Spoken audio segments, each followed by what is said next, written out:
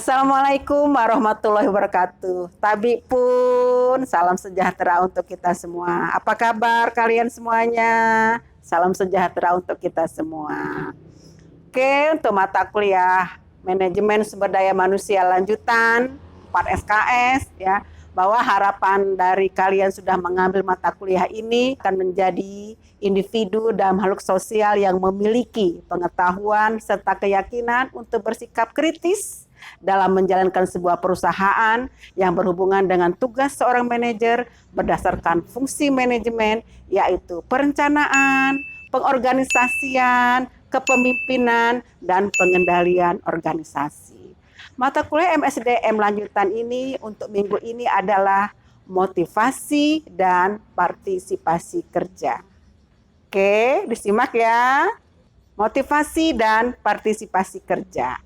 Dalam materi ini kita akan mempelajari tentang pentingnya motivasi, pengertian motivasi, pendekatan-pendekatan motivasi, teori motivasi, pengertian partisipasi, keterbatasan dalam masalah partisipasi, jenis-jenis partisipasi, hubungan motivasi dan partisipasi dalam kerja.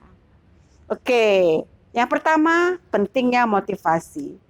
Nah, bila karyawan memiliki motivasi yang cukup kuat untuk terus melakukan pekerjaan di perusahaan dengan baik, maka hasil yang diperoleh juga akan baik. Pasti hal ini juga berdampak pada keberhasilan kerja yang sedang dijalankan. Inilah poin terakhir yang diharapkan mampu membuat karyawan dan lingkungan perusahaan menjadi lebih baik lagi. Kemudian apa itu motivasi? Motivasi adalah suatu dorongan, alasan untuk menjadi dasar semangat seseorang untuk melakukan sesuatu untuk mencapai tujuan tertentu. Kemudian motivasi juga dapat diartikan bahwa semua hal yang menimbulkan dorongan atau semangat dalam diri seseorang untuk mengerjakan sesuatu. Pengertian motivasi berikutnya dikutip dari Eliot, yaitu bahwa motivasi adalah kondisi internal yang membangkitkan seseorang untuk bertindak, mendorong individu mencapai tujuan tertentu dan membuat individu tetap tertarik dalam kegiatan tertentu. Kemudian pendekatan motivasi. Ada pendekatan tradisional, ya, ada pendekatan hubungan manusiawi. Apa saja pendekatan tradisional di sini? Tradisional di sini artinya bahwa pendekatan ini memotivasi seseorang untuk didorong oleh keinginannya untuk memperoleh gaji. Jadi di benak seseorang itu bahwa, gaji, uang, many, ya. Nah, kalau pendekatan hubungan manusiawi, pendekatan ini mengatakan bahwa motivasi seseorang didorong oleh keinginannya untuk berinteraksi dengan orang lain. Jadi ada komunikasi, ada hubungan timbal balik yang nanti ujungnya ada nilai tambah bagi seseorang tersebut. Kemudian pendekatan yang ketiga adalah human resource management. Pendekatan ini mengatakan bahwa kepentingan karyawan harus diperhitungkan. Jadi mesti dilihat apa kepentingannya, apa keinginannya dari karyawan sehingga dia akan memberikan hasil kerja yang lebih baik dan lebih meningkat sehingga akan menimbulkan ada komitmen pribadi individu itu terhadap organisasi. Oke. Berikutnya teori-teori motivasi. Yang pertama, teori Maslow. Masih ingat teori Maslow? Apakah masih sesuai dengan zaman sekarang teori Maslow? Bisa kalian lihat pada diagram Maslow berikut ini. Oke, apa saja? Ada hierarkinya. Ada berapa tingkatannya? Ada kurang lebih ada 5 hierarki Maslow. Oke, berikutnya teori McLellan. Ya, teori kebutuhan berdasarkan pendapat McLellan. Nah, ini bisa kalian pelajari di slide ini. Akan kita pahami apa maksud dari teori McLellan ini. Berikutnya adalah teori ERG Eldever. Nah, ini juga akan mempelajari tentang apakah teori di sini, apakah motivasi ini mengandung apa saja, apakah berasumsi bahwa kebutuhan berkaitan sama halnya dengan teori Maslow, akan kita simak diskusi berikutnya. Kemudian teori berikutnya adalah teori harapan from.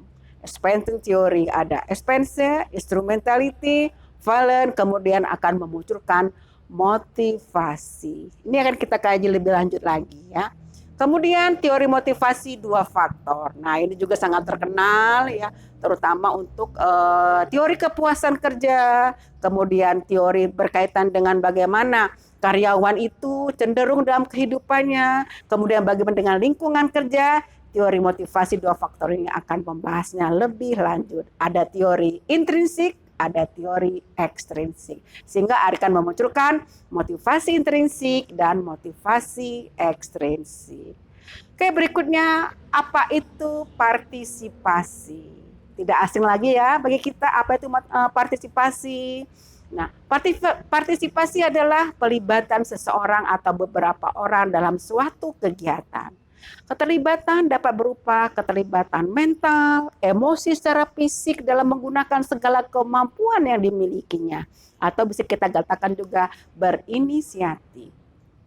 Dalam segala kegiatan dilaksanakan serta mendukung pencapaian tujuan dan tanggung jawab atau segala keterlibatan itu kita sebut dengan partisipasi.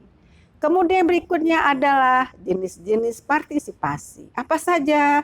Yang pertama, partisipasi pasif, manipulatif. Ada manipulasi di sini. Dia tidak aktif partisipasinya, tapi dia pasif. Yang kedua, partisipasi dengan cara memberikan informasi, memberikan info, memberikan apa saja. Info-info itu sudah kita kategorikan partisipasi.